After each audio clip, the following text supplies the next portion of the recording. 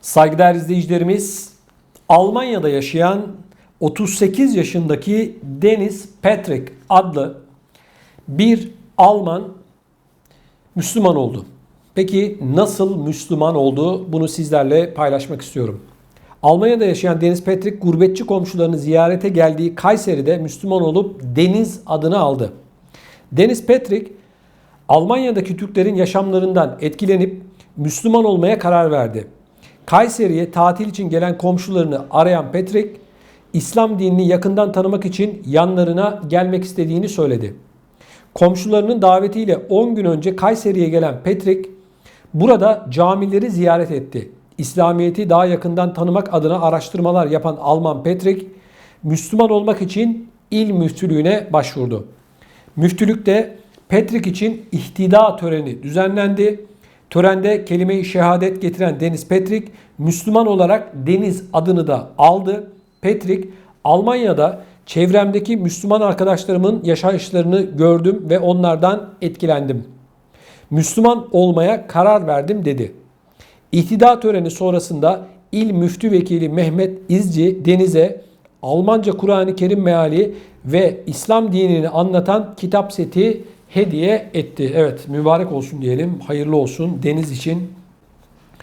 Değerli izleyicilerimiz, bunlar tabii güzel haberler, sevindiren haberler. Ancak bir gözlemimi paylaşmak istiyorum izniniz olursa. Şimdi özellikle yeni yetişen neslin büyük bir kısmı, hepsi için söylemiyorum, maalesef büyük bir kültür erozyonu içerisinde. Maalesef kültürümüzden, özellikle Avrupa'da, yurt dışında yaşayan vatandaşlarımızın çocuklarının uzaklaştığını gözlemliyorum. Üzücü bir durum. Kültürümüzden uzaklaşmamız bundan sonraki kuşakların da yok olması anlamına geliyor. Her anlamda, hem dini anlamda hem kültür anlamında. Şimdi bakın değerli izleyicilerim, bunun temel nedenlerinden bir tanesi toplumların bireyselleşmesi, egoistleşmesi, kendi kültüründen uzaklaşmasına neden oluyor. Kısaca bencilleşmesi. Batı toplumları maalesef hep ben diyen bir toplum, biz diyen bir toplum değil. Bizim kültürümüzde, dinimizde ne var? Hep biz var. Biz denilir, değil mi? Kur'an-ı Kerim'de dahi, kutsal kitabımızda dahi biz ifadesi vardır. Ben yoktur arkadaşlar. Yardımlaşma eskisi kadar maalesef toplumlarda, Batı toplumlarında yok. Avrupa'da yaşayan vatandaşlarımızda yardımlaşma kavramı her geçen gün daha da azalıyor. Üzülerek görüyoruz bunları. Hal böyle olunca bizim çocuklarımız da, yeni yetişen neslimiz de ben diyor, bencilleşiyor. Sağındaki, solundaki zor durumda olan ya da yardıma muhtaç olan ya da o insanla bir şekilde bir araya gelmesi gerekirken, fikirlerini, düşüncelerini, imkanlarını paylaşması gerekirken maalesef paylaşmıyor. Bencilleşiyoruz. Toplumumuzun gidişatı bu yönde. Özellikle Avrupa'da yaşayan vatandaşlarımızın çocuklarını gözlemlediğimizde bunu daha çok görüyoruz.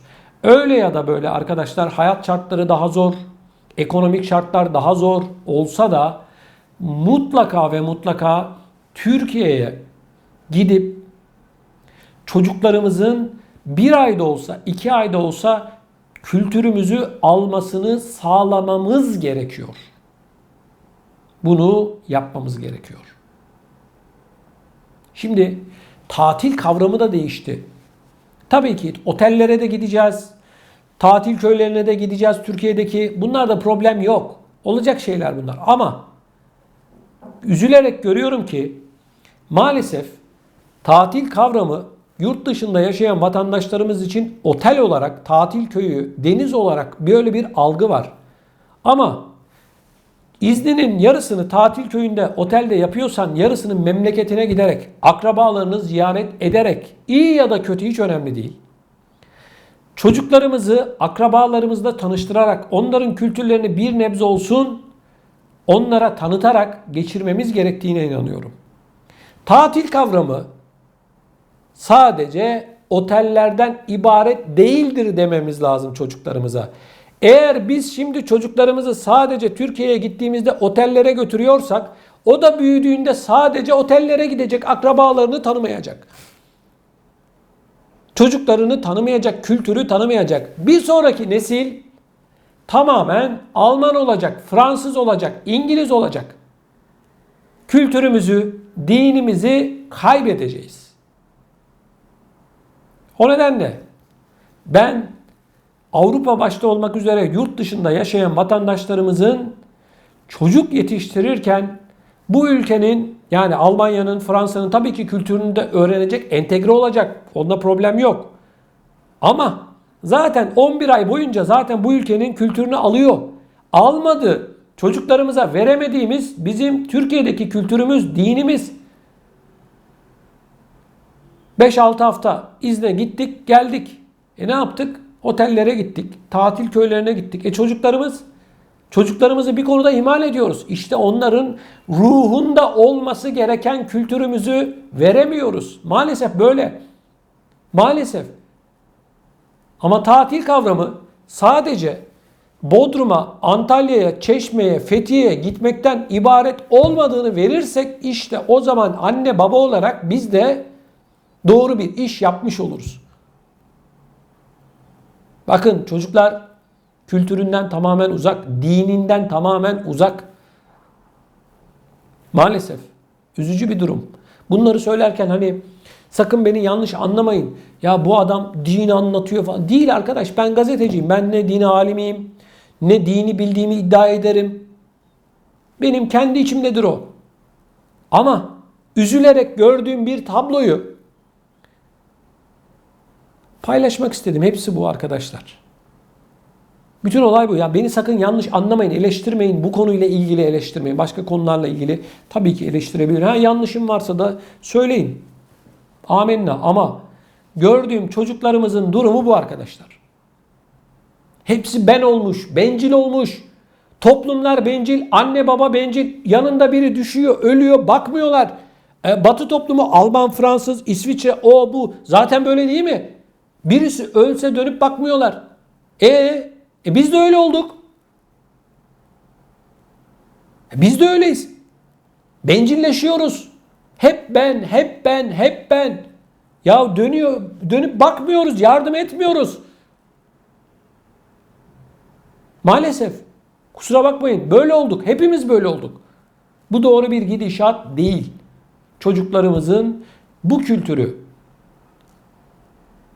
yani bizim Türkiye'nin Türk toplumunun kültürünü almasına yardımcı olmamız gerekiyor. Akrabalarıyla, eşle, dostla Türkiye'de zaman geçirmesini sağlamamız gerekiyor. Bu kadar, başka bir şey yok. Zaten oteller parayı verince alıyorlar. Bu arada otellerle ilgili de bir şey söyleyeyim. Bu sene Türkiye'ye tatile gidenler bilir. Otellerde büyük bir kazıklama sistemi oturtulmuş vaziyette Türkiye'de. Kusura bakmayın, bu.